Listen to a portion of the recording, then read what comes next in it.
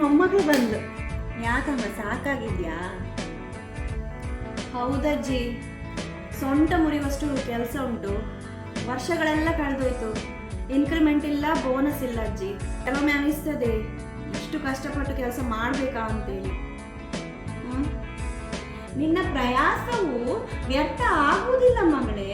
ನಿನ್ನ ನ್ಯಾಯವು ಯೆಹೋವನಿಂದಲೇ, ಮತ್ತೆ ನಿನಗೆ ಲಾಭವು ನಿನ್ನ ದೇವರಲ್ಲಿದೆ. ಅರ್ಥ ಆಯ್ತಾ? ಹೌದಜ್ಜಿ, ಕರೆಕ್ಟಾಗಿ ಹೇಳಿದ್ರಿ.